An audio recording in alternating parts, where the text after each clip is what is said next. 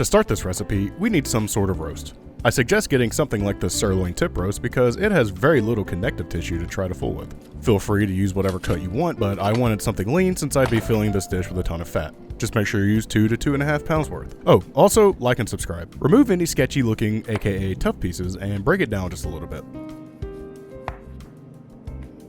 Okay, let's get this entire thing diced. Cut it into long strips. Turn it, and dice it. It really doesn't matter as to what size you dice your meat. What matters is that you're consistent with your cut so everything cooks at the same time. I went with about 1/2 inch by 1/2 inch pieces. Just something bite size, you know? If you find any more tough looking pieces, feel free to cut those out too. A heavy bowl of raw meat.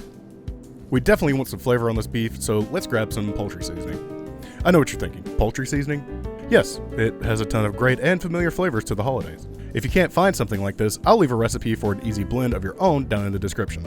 Anyways, add in 2.5 teaspoons of salt, 2.5 teaspoons of your poultry seasoning, and about 1/4 teaspoon of black pepper to your bowl of meat.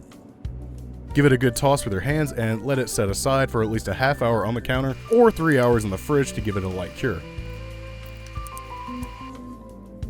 For the other meat in this casserole, grab 1 pound of your favorite bacon. Use a piece of your beef to get the cut size similar on your bacon.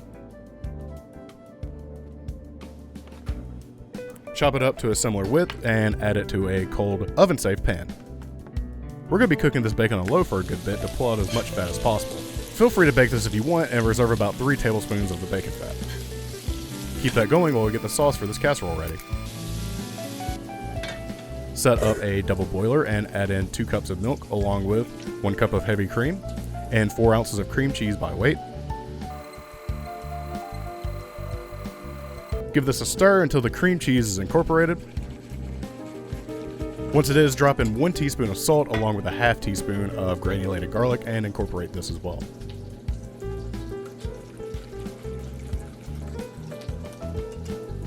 Bring this over to a workstation that has a second bowl ready and crack in 2 eggs.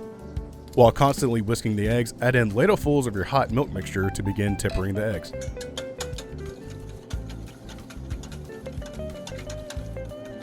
Continue to do this until homogeneous.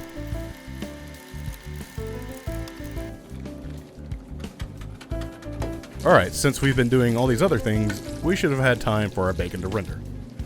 What I have here is about 1/2 cup of fat, and I only need about 3 tablespoons of it. Grab some paper towels and soak up most of this, or use a mesh sieve and strain it, reserving what you need. I definitely didn't absorb enough of mine. I stopped here and looked at it, but I should have gotten more out. This is just way too juicy right here. Bring your pan back over to your work surface and add in your beef. Toss it around the fat and get the bacon mixed in.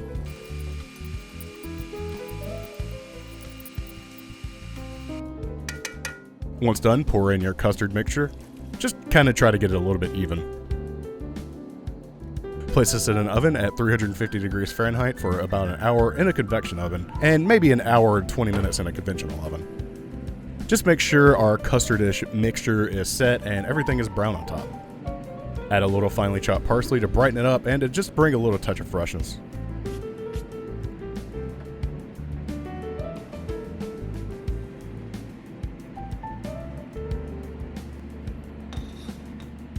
Here's the part where I realized I should have absorbed more of the bacon grease because it was just a bit too juicy.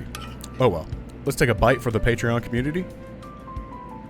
It's delicious. I feel like you already know what this tastes like. However, I think if you're going to bring this to a Thanksgiving gathering, you'll surely impress your extended family.